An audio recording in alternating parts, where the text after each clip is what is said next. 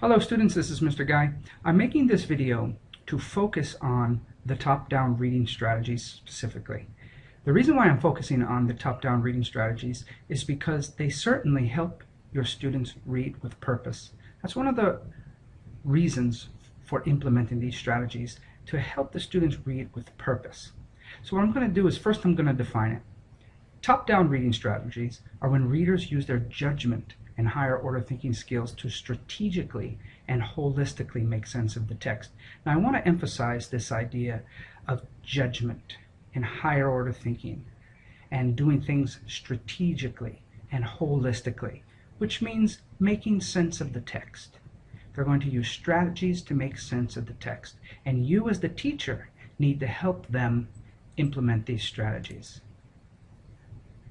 So for example, during the pre-reading stage, we want to activate schema, which means we want to ask the students lots of questions about their background knowledge on the topic of the text. So if the text is about science, we want to ask them lots of questions. What do you know about science? If it's about, for example, space, we want to ask them what they know about space. We want to know how many planets there are.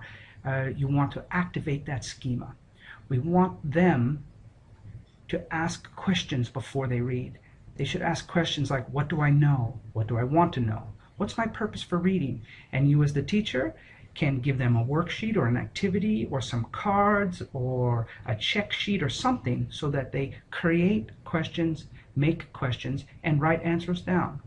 You definitely want them previewing the text. You want them to walk through the text, flip through the pages, look at the titles, look at the pictures, get the overall idea of what the text might be about, and then of course make predictions based on their background knowledge and their experiences in life. Now during the while reading stage, we want our students to monitor what they read, which means that you as the teacher need to ask lots of questions. Don't let them read the whole text without asking any questions, unless, and this is very important, unless it's a short text and you want them to read it first and then read it together with them in parts. So for example, you let the students read for maybe 3 to 5 minutes, and then you ask them a couple of questions. Or maybe you have them write the answers down, but you want to stop during the text to monitor, to let them ask questions. Do I understand? And if I don't, what do? You reread. Okay? We want our students to paraphrase during reading. Now, we can't get inside their head and ask them if they're paraphrasing, but we can ask them questions. What happened so far? Tell me in your own words. Or they write it down on some type of worksheet or some type of card or something where they, put parts of the story on a flash card or something. Figuring out words in context if necessary. You want to guide them during a moment and say, well, what do you think this word means? We want them to, for example, if they don't know what the word means, they can't guess, okay, so let's ignore it. Let's focus on making meaning. That's the key. All right, making new predictions based on textual information. So if students say, oh, my prediction wasn't correct, say, okay, so what's your new prediction? Write it down. We want them noticing keywords, important words, especially words that are bold-faced or repeated over and over again in the story or the text. Okay? And always during the reading, what do they know so far about the story?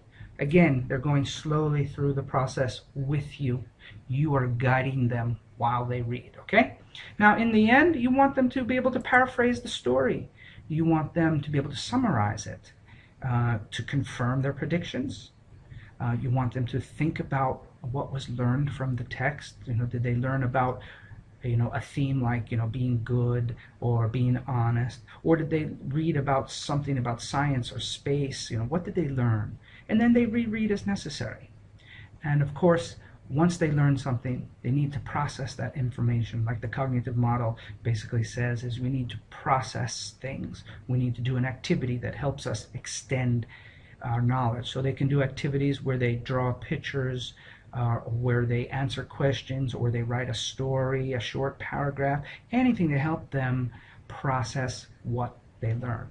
Okay, so the whole idea is these are the top-down strategies, and you want to take action in your classroom to make sure that the students do these things. You want to create materials, ask lots of questions, do an activity where they dramatize the text, anything, but you want to support them through the comprehension process. Okay, thank you very much.